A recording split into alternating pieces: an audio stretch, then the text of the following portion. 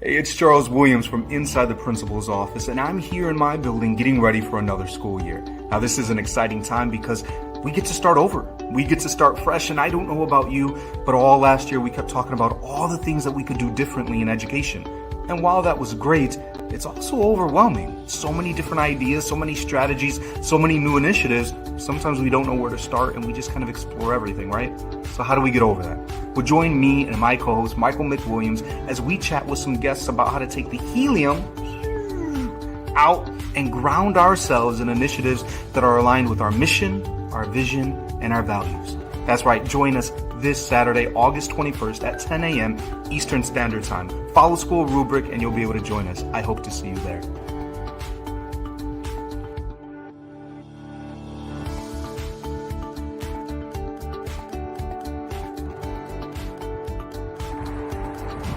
Hey, this is Mac, leaving work on day 6 with kids. The school year is off to an amazing start.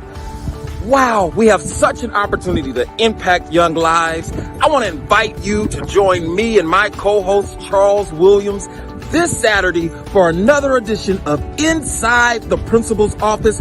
We will talk about grounding the work. We will talk about sustaining initiatives, sustaining programs, sustaining the work that produces high levels of learning for all kids. Join us. You want to be a part of this dialogue Saturday morning on all of SchoolRubric's social media platforms. See you soon.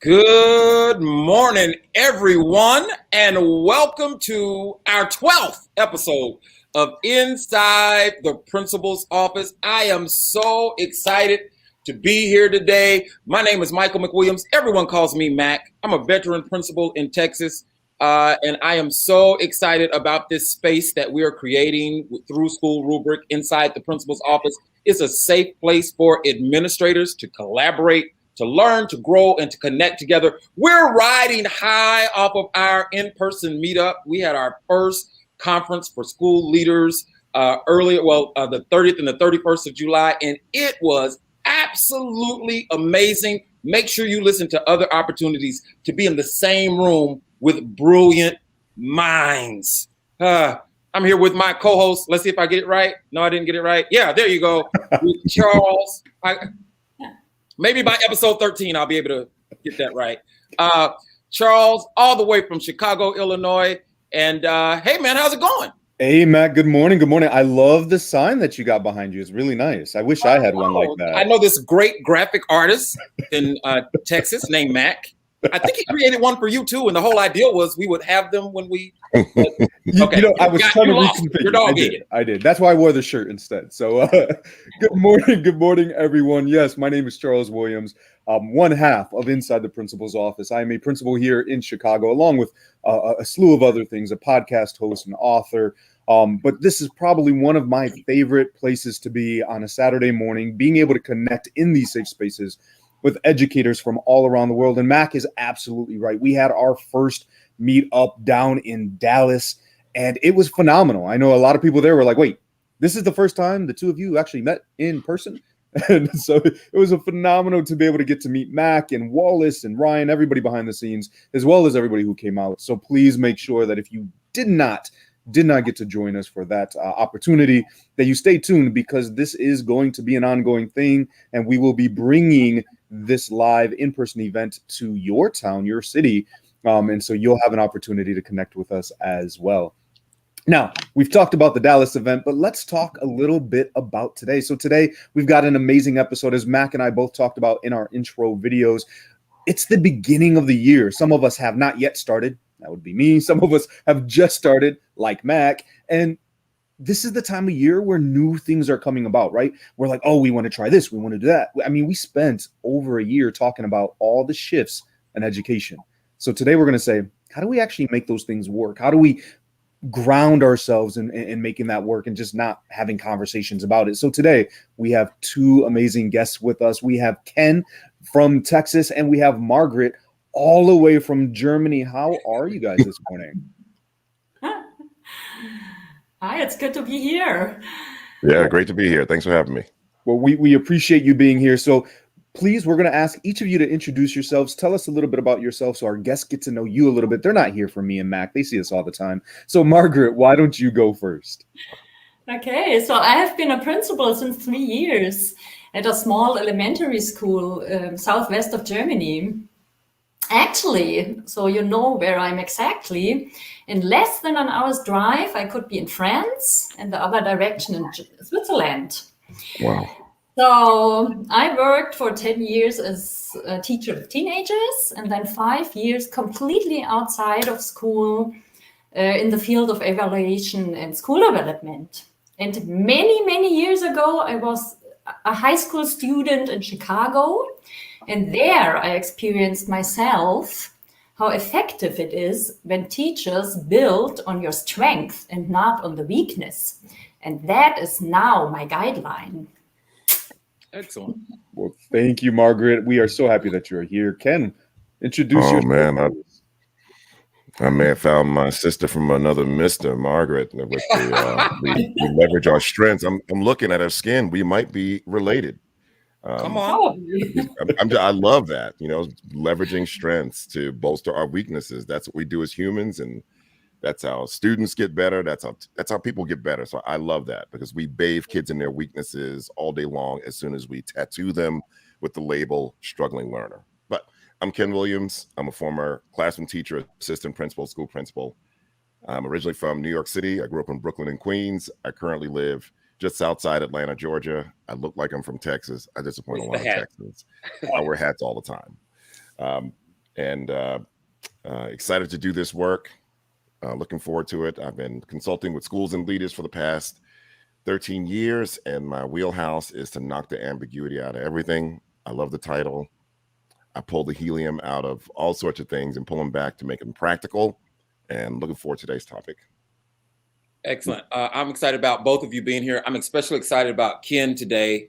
He's been working with schools for 13 years, and I think it's probably about 12 years ago, one of the first breakouts I went to when I started getting familiar with a company called Solution Tree was a Ken Williams breakout session, and he has impacted my work so greatly. It is just such an honor to have you here. And Margaret, I am so excited about learning from you. And that's what our show is about.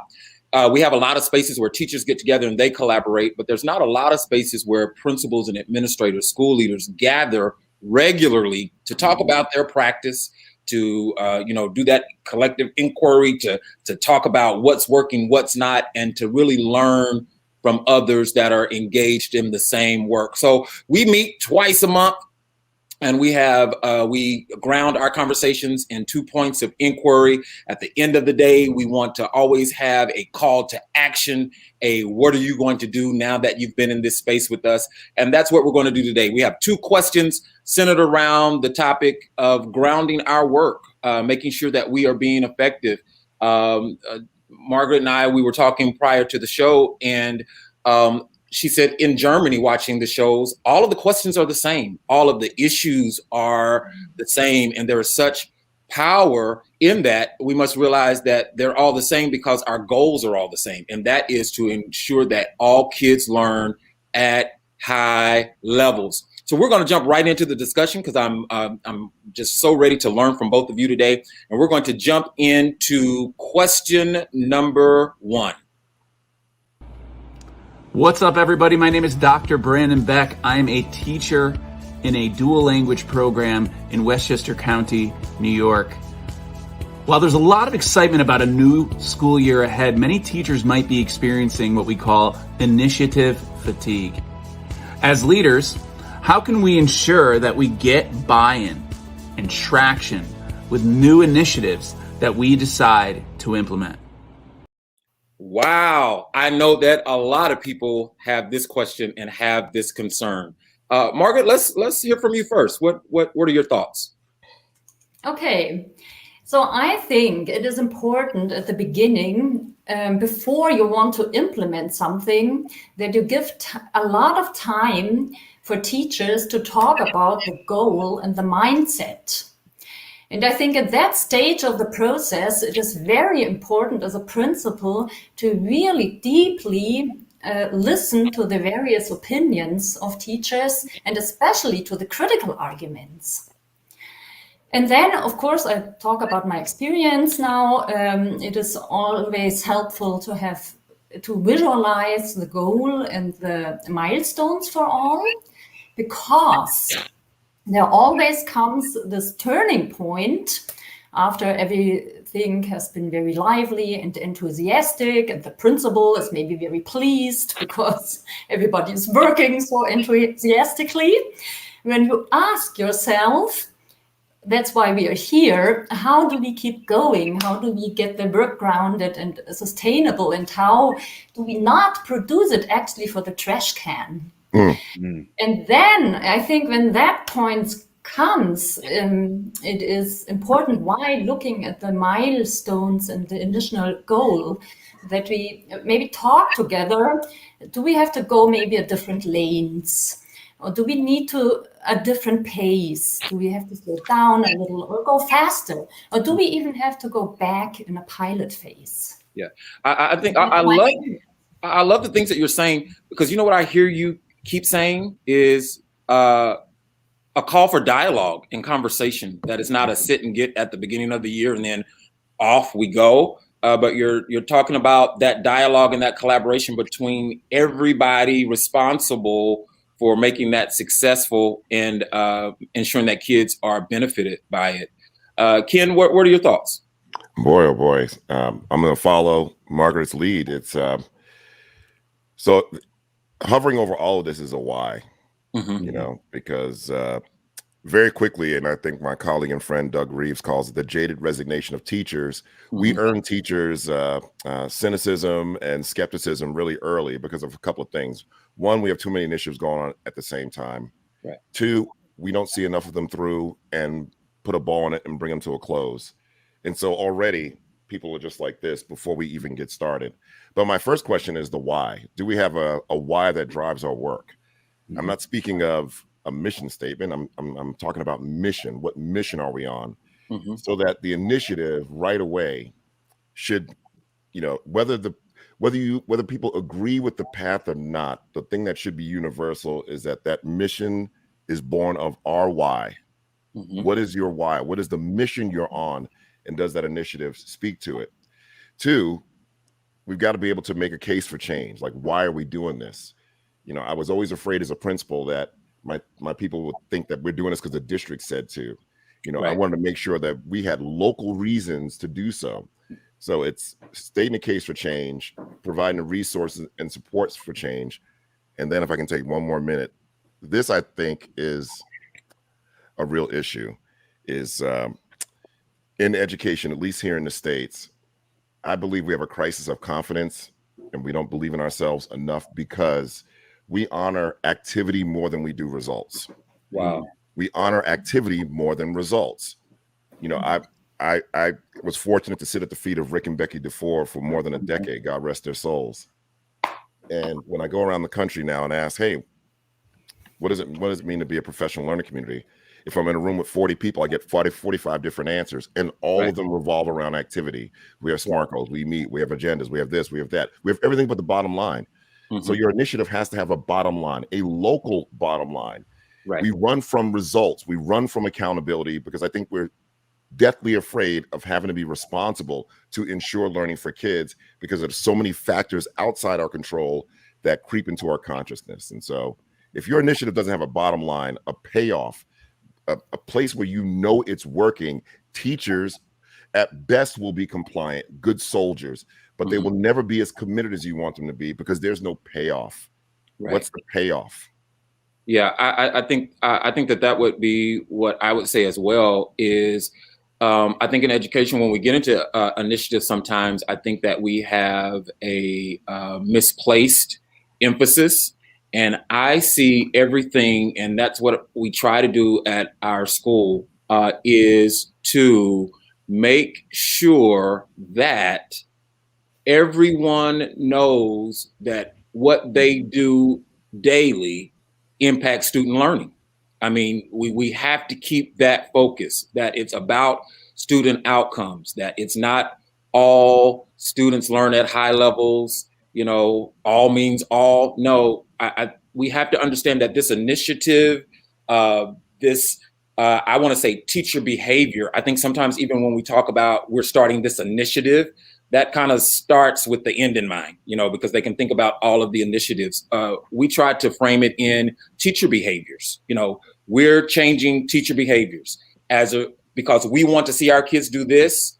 These are the teacher behaviors that we're going to begin to emphasize. Mm-hmm. And when we take when we come into school every day, we have to have two hats. We have to have a teacher hat and a learner hat. And we have to understand that I am coming to teach kids so they can learn. And I'm also coming to learn from my colleagues and others, because the more I learn, the more kids learn. So if we frame it, our initiatives in learning, I think that's how we get the buy-in, is that it's not some new thing to comply with, but it's new learning that I need so that kids can learn more, because everyone is learning inside a learning community. I'm gonna tell you, buy-in doesn't occur on the front end either. So we got to have a results orientation. I mean, we have to be, all means all has a look. It has behavioral collective commitments. I love what you talked about. We got to focus on behaviors, executing best practice. That's our work, to hunt, gather, protect, and defend. Our job is to put teachers in position to execute the kind of practice that will get them new results, which will then change their attitudes. And that's when we buy in. No one buys in on the front end, and we got to get rid of that myth. Buy-in occurs once people engage in the work and get new results from the work. Right. But you got to have a street level bottom line. If you're waiting for the standardized test data to tell you whether your initiative is working, you're dead in the water. Right. You got to have local results. And that scares us sometimes, because in the back of our minds, we're thinking about where Jose comes from, and Deshaun and Hunter and Louise, and what kind of households they come from. And we want that to kind of mitigate and diminish our work. I'm telling you, we're afraid of our own shadow, and we got to get away from that. We got to get back to local results, common formative assessments, cycles of teaching, learning, and assessment. And those should then feed the high stakes assessment that come from the state or the province or the country. So I was just going to say, this is one of the worst things about going last, is you're sitting here, you're like, now I don't know if I have anything to contribute. So first of all, I want to say, both of you, Margaret and Ken, you guys brought up great points. And I made a note here.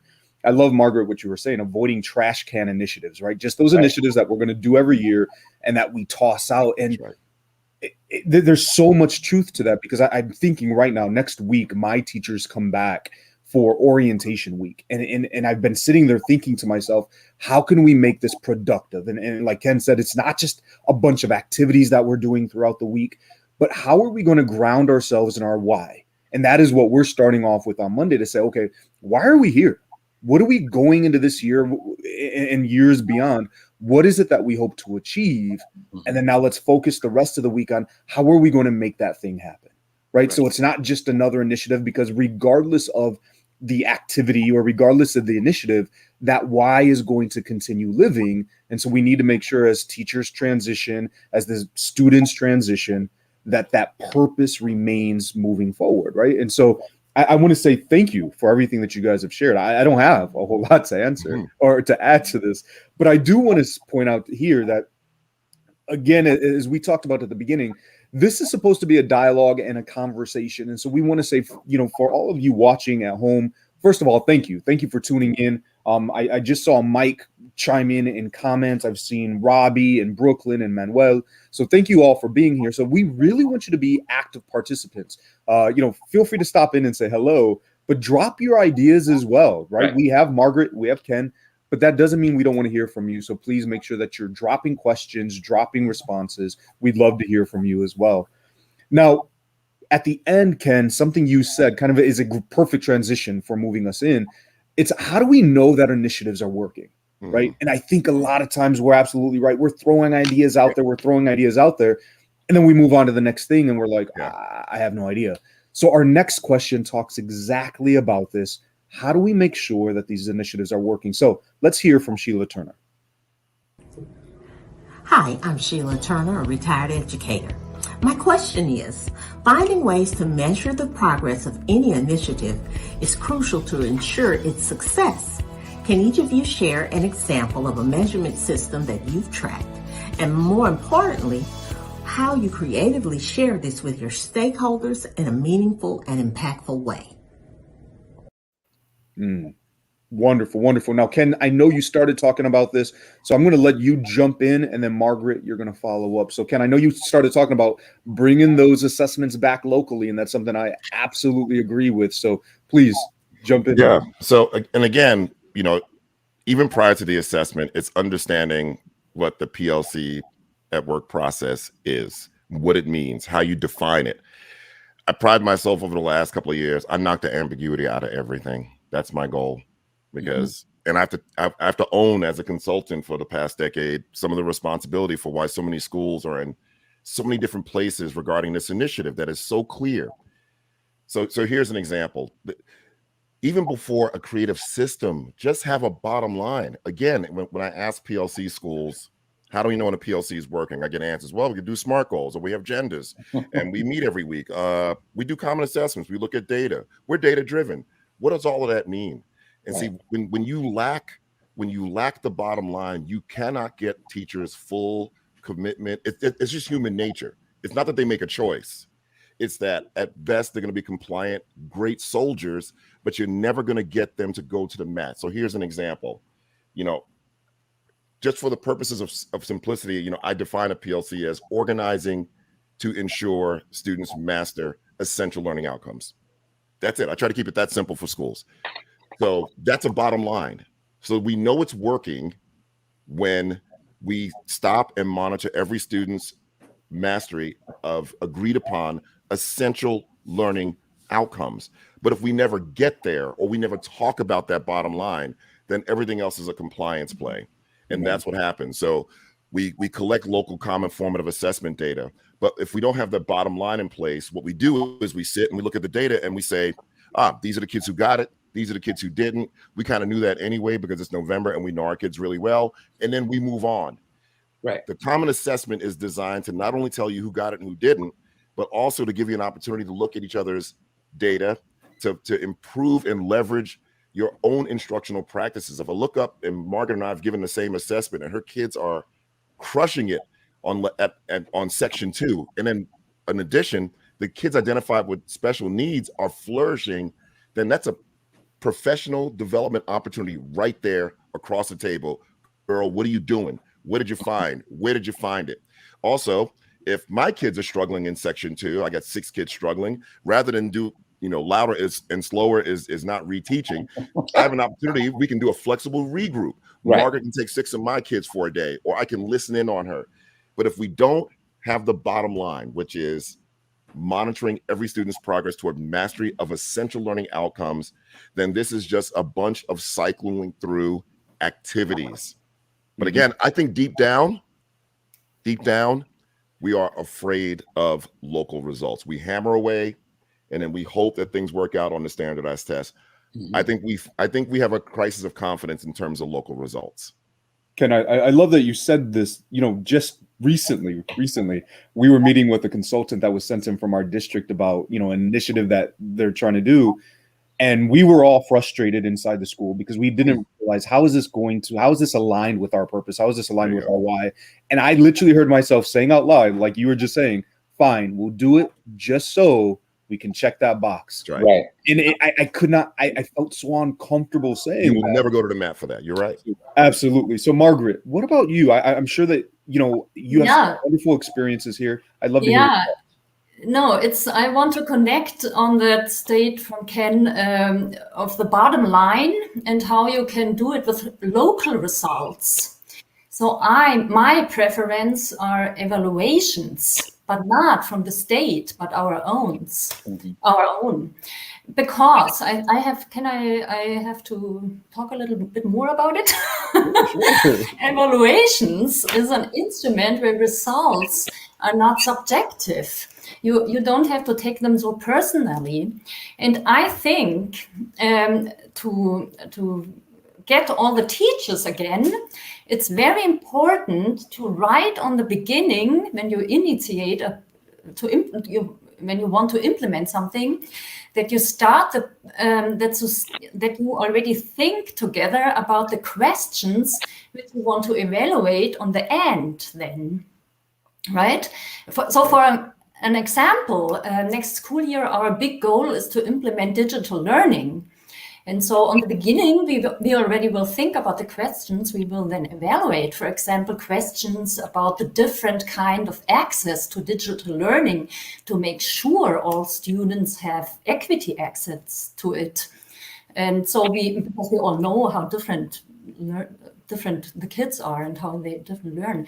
And so with those anonymous answers from your parents, from the stakeholders, from the teachers, from the students maybe, you can find out more objectively where the result is successful and where it isn't successful.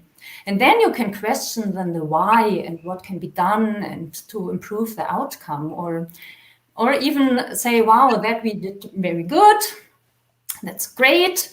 But this one, we have to ask, how could we do that differently? Margaret, not the evaluations from the state. No, that's right. But our own questions, which you think in the beginning when you start to implement something. Margaret, I experienced it good. So. I just wanted to jump in to say that I love this idea. Again, bringing it local instead of having some generic rubric to say, are all teachers doing these things? Knowing where is it that we want to get and saying, okay, because you can never hit a target that you don't know where it exists, right? And so I love that. And I think, Mac, that's going to have to be one of our topics is teacher evaluations. So just saying. And I've got a perfect guy in mind that we got to write bring that in my book. So there you go. Put it in that notebook. So Mac, what are your ideas around this? My ideas about tracking is I think it's very important for teachers to do that work, that you have to talk about mission every single day and that bottom line of this is what we want. We talk about SMART goals at the end of the year. This is what we're going to look at to say that we're successful. But I think that it is very important. Well, I know that it's very important that teachers chunk that work and that they are tracking to ensure that they are either on track or off track of reaching that goal. Here's the big goal. Let's just not go an entire year to find out if we did it or not. But I say this, celebration. Who does not like a great party? Everybody likes a great party. So if this is the big goal at the end of the year that we say is important for kids to do, let teachers set the benchmarks throughout the school year as to if we do this, we're on track. By October, if kids are here, we're on track. In November, if kids are here, we're on track. Track that throughout the year and don't underestimate the power of celebration. This kind of goes back to that buy-in thing. Watch what you celebrate. Have all your celebrations and all your things centered around hitting those benchmarks and kids being where they are, because what we as leaders celebrate will begin to be reproduced in our building. And conversations are now centered around that because teachers want to be recognized for the incredible work that they're doing. So when they are doing that work, when they are implementing new practices, again, I don't like using the word initiative, when they are changing their behavior and their behavior changes can be seen in student outcomes, celebrate that and give them ownership. They're creating the goals. They're monitoring the goals because, again, that initiative is not an initiative, or when we give initiatives, let's wrap that in purpose. Let's wrap that in our why and let's give it to them wrapped in the why, wrapped in the purpose, wrapped in our mission. And they're going to do it because what teacher gets up in the morning and says, I'm going to school today and I'm going to make sure some kids don't learn. No, they are all committed. They all want kids to do well. So let's help them motivate them by showing them how their sacrifice and their effort is truly impacting kids. Listen, and I think these are fantastic points, and I love that. And Becky DeFore was so huge on making sure that celebration was aligned with the mission of your work. I think another issue is also, us as school leaders figuring out what that process is. Just going back to the initial question that our teammate posed. A lot of principals struggle with, how do I monitor? Do I hover? Do I attend every collaborative team meeting? When I meet with them, what questions do I ask? And I mean, I know we don't have a long time, but if we were on longer, you'd hear me refer to so many different colleagues. So I got one colleague and friend, Tom Maney, who does a fantastic activity. And if I knew it off the top of my head, I would share it, where schools evaluate the existing initiatives. How many are still going? How many kind of died on the line? And then how many did we complete? How many are still relevant? And he uses this Post-it note system. And I don't have it off the top of my head, but I just hope that triggers something in someone. I've got another colleague, Bob Sanju, who's a fantastic school leader, led a couple of model PLC schools in our country. And he's got these 5 evidence-based questions, and I got permission from him. And when I coach my principals, man, these are the only 5 questions we use. And in a nutshell, which essential learnings have been learned? What evidence do we have they learned it? What are the specific names of students who didn't learn it? What actions will our team take to provide extra time and support for those who need it? What actions will our team take to extend learning for those who already have it? And the key to those questions is to insist that teachers bring evidence to the table, not hunches, not feelings, and not nuance. Evidence. And so the principal has to be disciplined enough to insist on that. And when a team doesn't bring evidence, you need to either got to get them coached up, you got to turn them away, and then reschedule the time. And then the principal's listening for 2 things. One, we're monitoring to make sure the right work is happening, because there are 1,000, 1,100 distractions coming at teachers all the time. Right. We have to help keep that compass straight. And then 2, you're listening for how to support teachers, how to support those teams. Because again, the main job of a principal in my eyes is to hunt and gather all the resources and supports teachers need to do this work. And it's so key. The one thing he says, and I recommend it as well, is you don't micromanage the evidence they bring. You just have to insist that it's evidence. So you get some old school teams that bring graph paper and colored pencils, and they got the graphs drawn, and some other teams, they got the Google Sheets working. But you got it. But if you don't lead, if we as principals don't lead the process of making clear what the bottom line is, what the outcomes are, and what those chunked local goals are, then how can we expect our teachers to produce what we know they're capable of bringing forth from students? Yeah, I think it's this spagat, you say, that first don't forget the mindset and the goal, and let the teachers talk to them about different lanes, different pace, and so on. I think this you have to have as an instinct somehow. That's right. To navigate it a little bit. So, I what I'm hearing on this question before we start to get ready to move into our last section here is this idea that we often talk about the need for formative assessments with our students, right? We just cannot wait to the end of the year. We have to make sure that they are making progress, and we got to do the same thing within our buildings with our teachers, knowing where we want to be and making sure that we are tracking that progress all along the way. And there's many ways to do that. I know in my own building, we talk about, portfolios and teachers being able to say, hey, this is what I was doing. And we every week, right? So our schedule is built every week. We have an opportunity to come together as a staff. And so it is critical that I'm mindful to say, okay, how are we reflecting and coming back to that initiative? That it wasn't just something that we did at the beginning of the year and now like we're moving forward, but how are we coming back, and what are some things that are working in your classroom? What can you share with your peers? What are things that are not working, and how can we help you, right. make progress in that, and just consistently grounding ourselves in that throughout the year, being mindful of that. And that'll never happen if we're not consistently focused on having those conversations. So I want to say, Ken and Margaret, thank you for some great things there. Dr. Duran Ford, I saw you, buddy. Welcome to the show. So we're going to get ready to move in to the last section. And so there's a lot of times we have conversation. And in this conversation, what do we talk about? Grounding the work, not just theory, not just ideas, but grounding the work in actionable items. And so this is probably one of my favorite parts of the show. But you know what? I completely forgot to do something before question number 2. So I'm going to jump back before we jump into our ideas that stick, because we talked about everybody who's been in the show, who's been joining us this morning. There's another place to connect, because we don't just do this twice a month. We do have our Facebook group. Sorry, Wallace. We do have our Facebook group. So please make sure that you join us there for ongoing conversations. And please don't wait for one of us to drop a question to respond. If you have an idea that you want to share with peers, drop it there. If you have a question, if you want some guidance about something that you are dealing with, drop it there. There is a network of administrators, of school leaders from all around the world. So please make sure that you join the Facebook group. It is a safe space for educational leaders all over. So thank you. And sorry about skipping over that. So now we are moving to our ideas that stick. And so each of us will share just one idea that we are going to be committed to throughout this year, and something that maybe you could say, I am going to take this back and implement within my own school. So my idea is up first.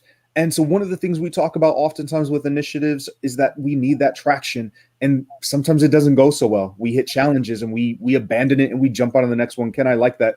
Having the Post-its of all the initiatives throughout the year, I think we'd run out of Post-its. So how do we remain persistent and focused, regardless of those challenges, to say nope, because it's not about the action. It's not about that initiative. It's about the why. How are we going to make it there? So we're going to remain focused and persistent regardless, because it's more than the actual program that we're bringing in to help us get there. So I am going to move it over to Margaret. Margaret, what is your idea that sticks? So to make sure that the mindset is and the goal is with the whole group, you really have to give the team enough time on the beginning to talk about it. Like it has been said here from Ken also. That is, I think, the most important thing. And then you can navigate it as a principal. But the team has to have the mindset and the goal intus. Thank you, Margaret. Ken, you're up next, bud. Thank you. So high school teachers have sometimes a negative reputation regarding new ideas, and I don't believe it should be attributed to them. I think we cause it. They watch initiatives come into the district. We start with 3 pilot schools, and then year 1, we're going to do 3 of the 5 elementary schools, only 3 of the 5. And then by year 3, maybe all the elementary schools. And then by year 5, that fish is it's flapping on the doorstep of the middle schools, right? It's dying right there. And there's someone at the high school who's really upset about this new initiative and no one's asked them about it. And we are overwhelmed. And then a veteran turns and says, hey, don't be upset. It's going to die. It'll never get to the high school. It's going to die before it gets here. And it always does. So don't back into initiatives. One of the things I do with districts is I help with school-wide, district-wide capacity building so we can get moving all at the same time. This stagger-stepped molasses approach, in my mind, is treating teachers like the low group. Right. And when you treat teachers like the low group, why are you shocked then if they turn around and they treat kids like the low group, like they can't handle? Listen, I was the leader of the worst performing school in our district and the worst performing district in the greater Atlanta area. And we got to a point where I just said, listen, high performing schools use a common assessment protocol that looks like this. Mm-hmm. We put our pants on like they do. We're high performing in spirit today and results tomorrow. We're using this. Don't back into initiatives. Once the why is in place, once you have alignment of resources and supports, once you've cleared the plates of dead initiatives that were on the vine, get after it. Thank you, Ken. Thank you, Mac. Close us out.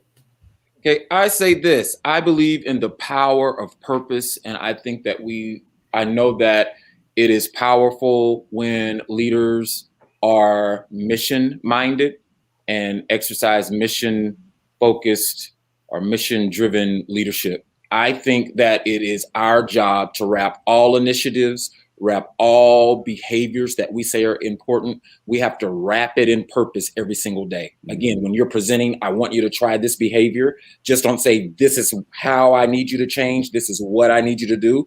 But when you present that to your staff, when you present that, wrap it daily in purpose. Wrap it in your shared mission. Remember, we think this about kids and we want to create this environment. And so that is why. Talk about mission. Talk about the why. Talk about it every single day, every time you're with teachers. Leaders must do this. Leaders must have the ability to motivate and inspire. So every time I walk out of a name and need meeting, every time I walk out of the lounge where I'm just casually talking to people, I know that I have to be intentional and I have to leave them motivated and inspired to get back in that room and do what we said we need to do to make sure that our why is fulfilled. So wrap everything you give, every present, everything you say to a teacher is a present. Wrap it. And I hate wrapping presents. For Christmas, I'll pay someone to do it. But every day I get a joy for wrapping everything we do in purpose and mission, because it motivates and it inspires those that are actually closest to the work doing the work. I love that. Thank you so much. Now, this is the time that we normally wrap up. But before we say goodbye to our guests, before we say thank you to all of our viewers out there, we have an announcement to make. We got to do this at the in-person event. And so you may have heard rumblings here and there. You may have caught things here and there, but this is going to be official. So we are finally announcing this. So Mac and I and Dr. Thornell, we are launching our book together, A Leadership Guide to Inspire Reflection and Growth. So this has been a phenomenal project that we've got to work on all together and sharing our ideas. And it is coming to you. So Mac, I want to pause for a second. I want you to jump in and share some ideas around this. Thoughts? I have been a principal for 20 years. This is my 20th year as an elementary principal, and I have made some stupid mistakes. If my older self could go tell my black-haired self a few things, I want to go back and I want to be the principal of the first school that I was a principal, because there's so many things I've missed and there's so many things that I've learned. And that is the purpose behind this project. It is a weekly challenge. It's a reading, and there are reflective questions. There are those questions that I had to seek and learn the answers. And now I'm implementing all this learning that I've done. I don't want people to make the mistakes that I made. You can learn from mistakes, but they don't have to be your own. And that's what this book is about. It is a weekly reading with challenges and questions and suggested activities with your staff, so that you can, what works. We, all three of us, we have lots of experience in education, and we just want to share. And again, this is another effort to create that safe space for principals to learn and connect and to grow. And know this, it is not a scholarly read with a bunch of citations and research. Right. These are our own experiences that we want to share, much like the conversations that we have in this space. It's a very easy read, very practical. So we hope that you'll be interested in picking it up. And if you are, we are doing pre-sales right now. So before it launches, which we hope is just in a few weeks here. So be one of the first people to capture this book. So you could either go to the PayPal there, send off the $19.99 to that PayPal, or scan. We're going to pause for a second. Go ahead and bring out your phone, scan your screen. You can do it through that as well. But feel free. You could be one of the first people to own these books when they come out. So we are so excited for your ongoing support. And I say invest in yourself. $19.99 is not a lot of money. You can't fill up your vehicle for $19.99. You can't get a good surf and turf for $19.99. But for $19.99, you will get the benefit of years of educational leadership wisdom. I like how you said you can't get a good surf and turf. Like, I'm sure you can, you get a bad one, but you probably shouldn't eat it. your tummy may hurt afterwards. Yeah, you can get a bad one, but you can't get a good one. Yeah. Don't eat that gas station sushi. So with that being said, we want to say thank you to. I'm sorry, this is the part where we all have a little bit of fun. So we want to say thank you to all of you who tuned in this morning. We look forward to seeing you again on Saturday, September 4th in this space.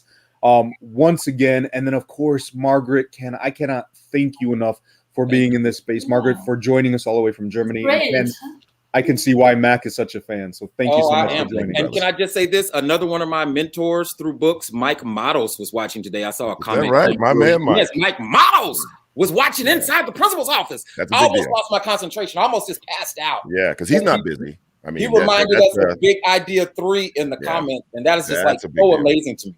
I didn't see that, man. That's awesome. Yeah. Well, once again, thank you for being here, and we will see you all next time on Saturday, September 4th. Until then, take care. Take care. Bye-bye. Thank you for watching School Rubric on YouTube. Make sure that you like, follow, and subscribe in order to stay looped in on all of our diverse collection of shows, interviews, panels, tutorials, and more from educators around the globe. And visit us at SchoolRubric.com for even more great content, such as our online articles, Interact magazine, featured podcasts, and more. Thank you.